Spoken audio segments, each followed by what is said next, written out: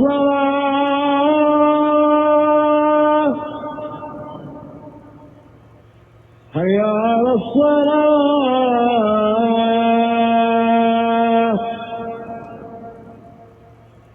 حي على الفلاح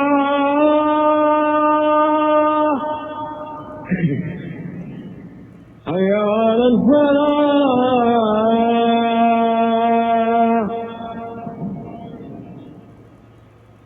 الله أكبر الله أكبر لا إله إلا الله.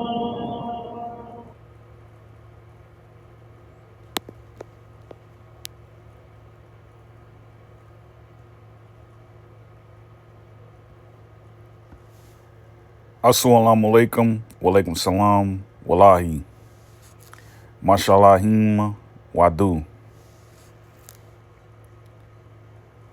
barakatu, iwinatu.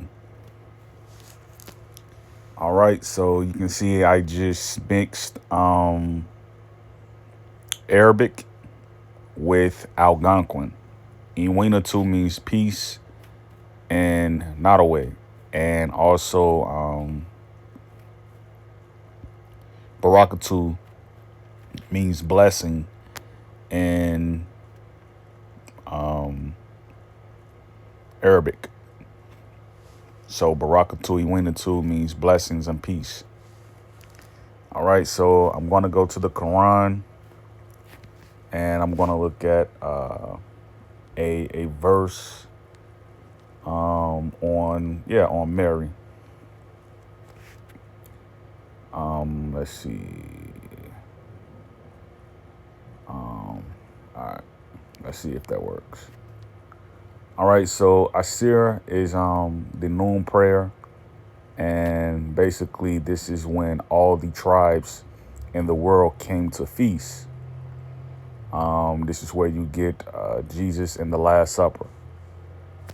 So all of that correlates. It's no confusion. It's no, I didn't know this. Well, now you know. I just ate pecans and an onion. All right, so that's going to be my lunch. And I just drunk some apple juice. That's going to be my lunch. So, let's read this right here. She said, I take refuge from you in the compassionate. Should you be righteous? He said, I am only the messenger of your Lord to give you the gift of a pure boy. There's many things you can take from this ayah. You have this ayah at the top and you have the ayah right here in the middle. This is Maryam Surah. Surah just means chapter. Ayah just means verse. So you have this going on, and she says, I take refuge from you in the compassionate should you be righteous. So she's trusting that this man is going to lead her in the right direction. All right, so you can look at this as a mother and father marrying off their daughter to a neighbor. You can look at it that way. That's pretty much what this surah is about, Maryam. This part of the surah. It's pretty much all this is about. All right. So you have any woman. This is just not Mary. This can be any woman, basically.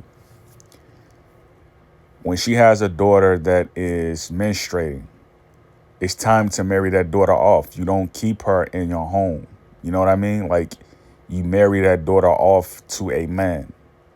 You know what I mean? And this daughter of theirs, she's going to have to follow the hadith.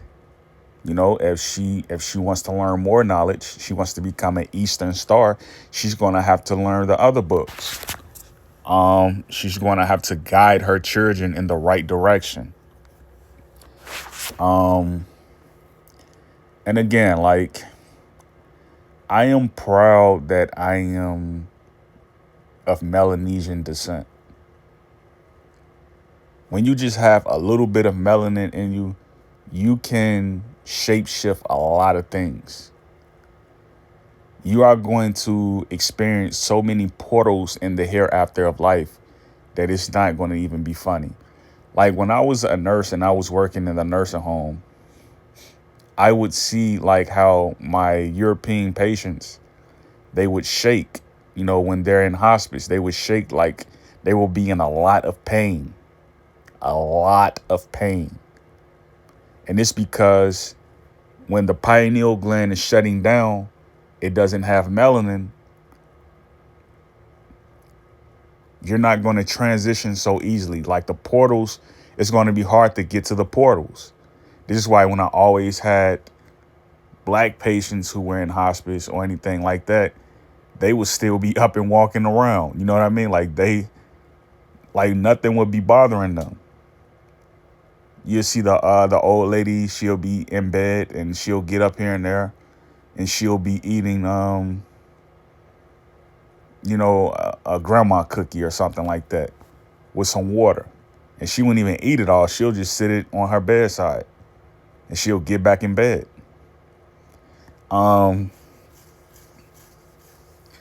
This verse right here, this book, this Quran, we call it. Quran just means recitation. That's all it means. To know a hymn, to know who you are. You know how you can speak a word in English and you don't know how it's necessarily spelled, but you know how to pronounce it. You don't know the next word you're going to say, but you just say it. This is because your pineal gland is open and you're pulling from the universe. You're pulling from the dark matters in the skies. Your brain is working, like you're working out when you talk. You know what I mean? Like your body is shaping out when, like if you can do an hour-long podcast, that means your body is performing. You do a 2-hour podcast, your body is performing. You see what I mean? Like I read these 2 ayahs and it's basically saying that a mother is hopeful if a man can give her the right child. A man is only hopeful if the woman trusts him. You see what I mean? Like that's what the Quran is basically telling you right here. The Quran just gives you information and it's like it's up for you to be able to decipher it. It's up for you to be able to take it. Can you take what the Quran is saying and use it? Do you know how to decipher the information where it will be helpful to you? Okay, because again, like these books, these Bibles, these Qurans, all right, they're of many authors. It's more than one author in a chapter. And if they both agree to write it down, it means 2 different things to them. So that's like 4 understandings. And only one of them is right. So you have to be able to decipher what it is the Quran is saying. Like the Quran doesn't say, well, eat an apple. But yet you know that an apple has seeds and you know that it yields from the earth. It's fruit bearing. It's up to you to understand what to eat.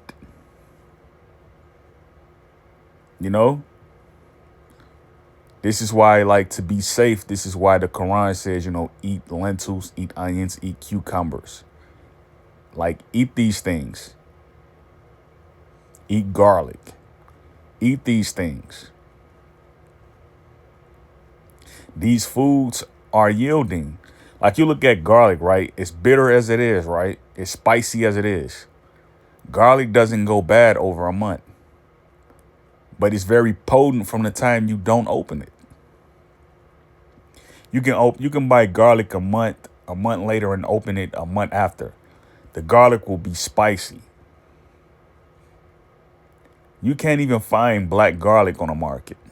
Purple garlic. You only can find white garlic, maybe yellow garlic.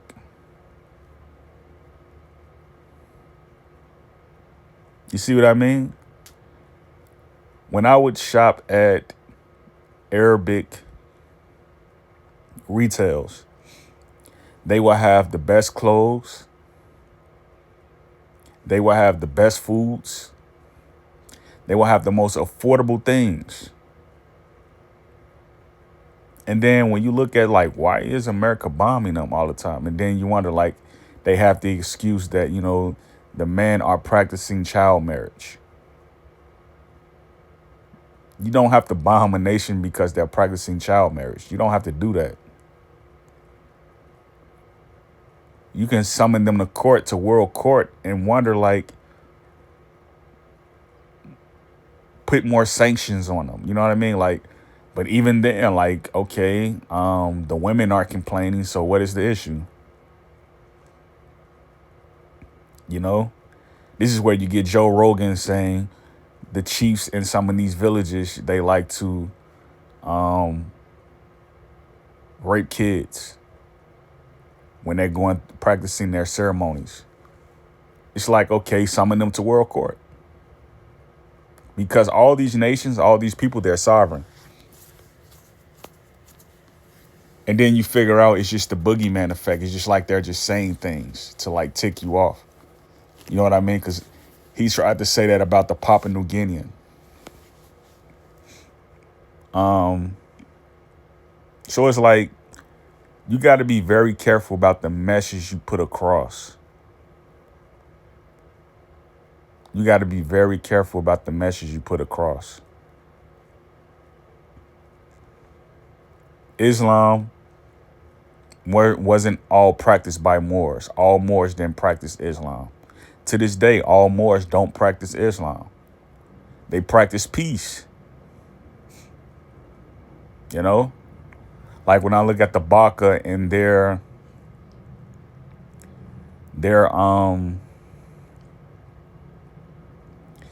going after, they're going after the honey in the top of the tree.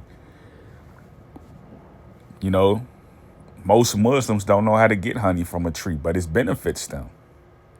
Like most Muslims, they sell honey from other markets, but they don't know how to produce their own honey.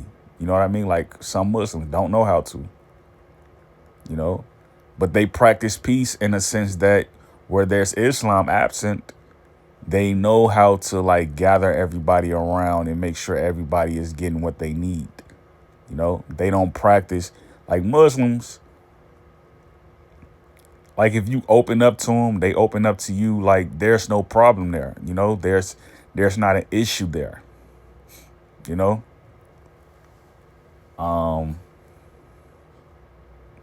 So like I had to read this ayah, both of them. We have to know what this stuff means. This stuff is important. We have to know what this stuff means.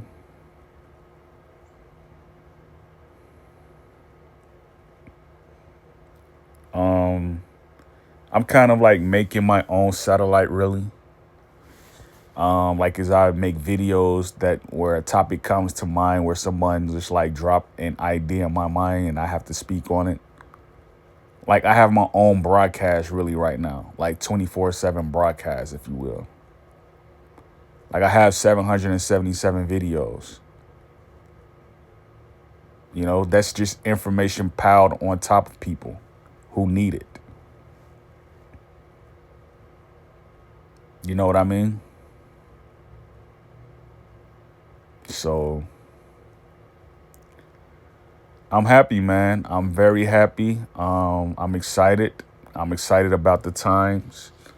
And again, like I'm excited to be African. I'm excited to be Melanesian. I'm excited to be a poacher.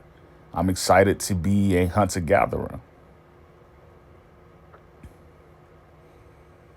I'm excited to be these things. I'm excited to be of the same family.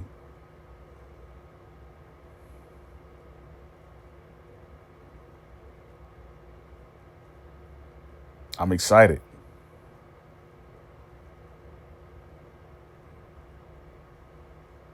We don't get to celebrate who we are in this life form until we get to the next life. Like right now, we're in a sequel. We in the introduction right now. We see what life is going to be like in the hereafter. We don't know where we're going. We don't know what God have in store for us, you know. But when we read these books, we clearly know what he has in store for us. Everything is going to be revealed in the hereafter. That's why you didn't have another chapter after Revelation. When is the Vatican going to release this chapter? You know, are they ever going to?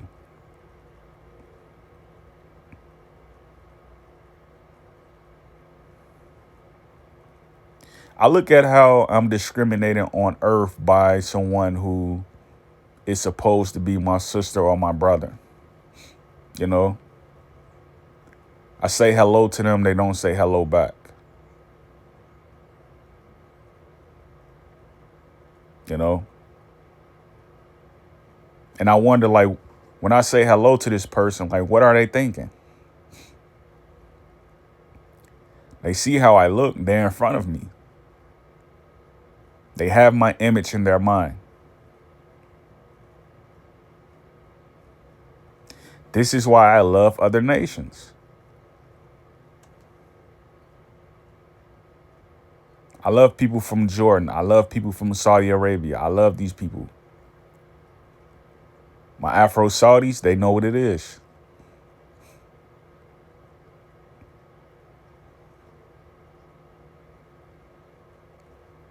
You can have a discussion with these people about anything.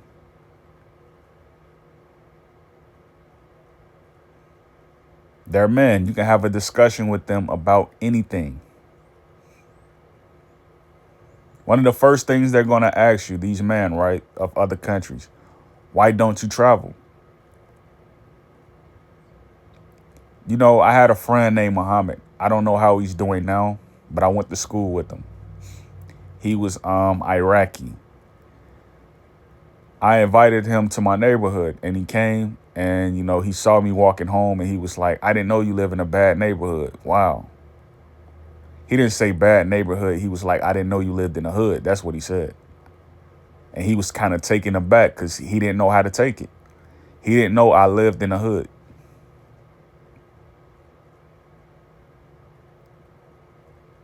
You know what I mean? Like we shared room and board in the same school. Iraqi guy. He majored for telecommunications.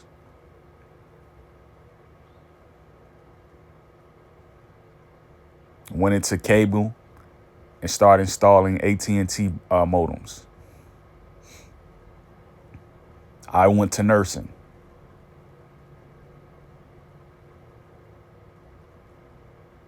You know,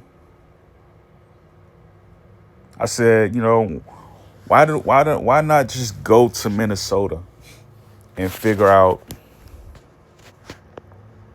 what life is all about? You know what I mean? Like, you go to these other places, man, they're not like the hood, but they're in the confines of America. You go to a place like St. Paul, then you go to a place like Minneapolis, and you say, these are the twin cities. That's what they call it in Minnesota, the twin cities, Minneapolis and St. Paul. And you say, like, why is Minneapolis so different than St. Paul?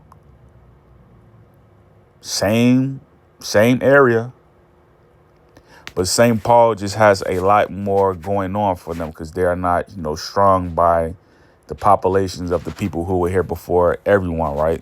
The black tribes, the brown tribes, the orange tribes, the tan tribes. They're here.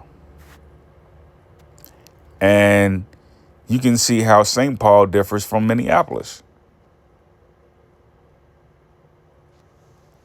St. Paul is, you know, a little bit more residential friendly. Minneapolis is a little bit more business friendly. But Minneapolis is where all the black people are.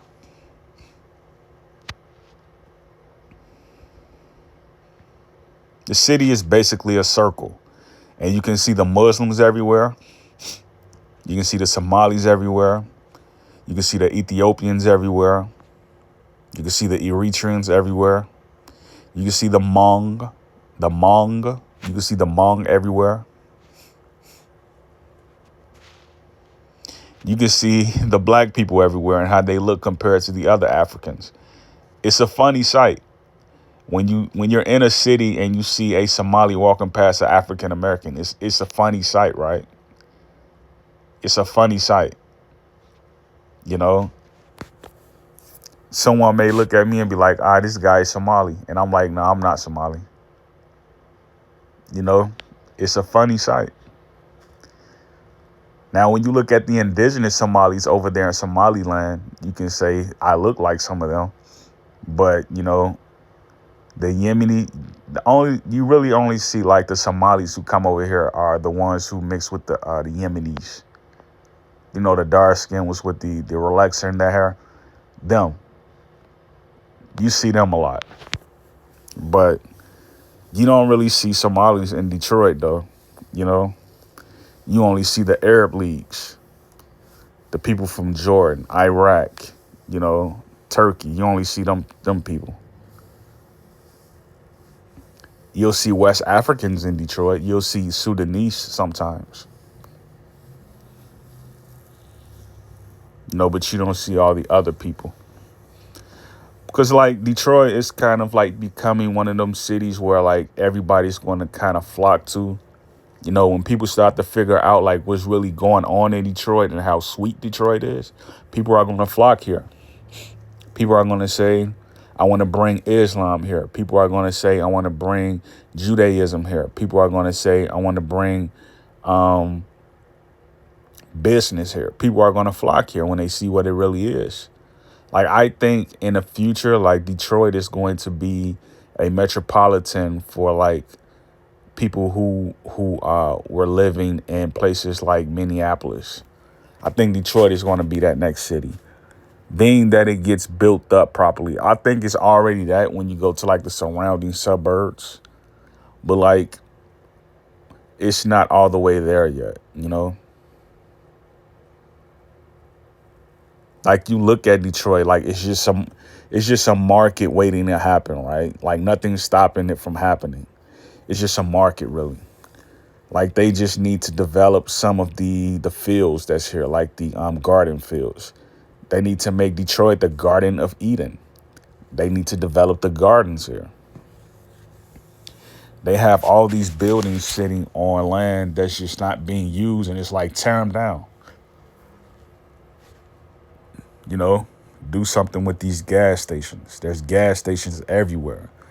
Like, Detroit shouldn't be the motor city. You know what I mean? Like, it shouldn't be a place where you come to drive cars, to work on cars. Like, Detroit shouldn't be a place where you just come to and say, yep, I'm going to buy a Chevy, and if it breaks down, I'm going to fix on it all day. Detroit shouldn't be that. Like, it has so much potential.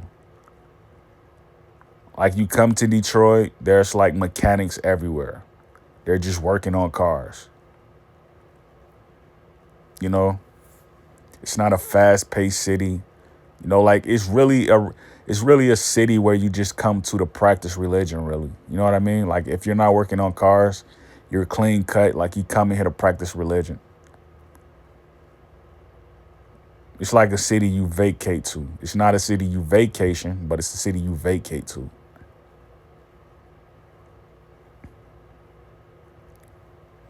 So I had to go off on a tangent. And, like, again, like, I'm just looking at these words. And when it says things like, give me a pure boy, look around you and see what you see. Do you see pure boys? This is what the father said. The mother just gave a statement of, I hope you're compassionate and I hope you're righteous. She wasn't thinking about the childbearing. The man was thinking about the childbearing. So again, if you think these men in society are just going to sit by and let you become a a distant memory, people care about each other. Men care about each other. Men are not going to let other men or boys or teenagers become, or young men become, an afterthought. These men that's in these buildings, they care about the men who they see come into them. They care about the boys who come into them. They care about the young men who come into them. You know? Great peace, Yakoki.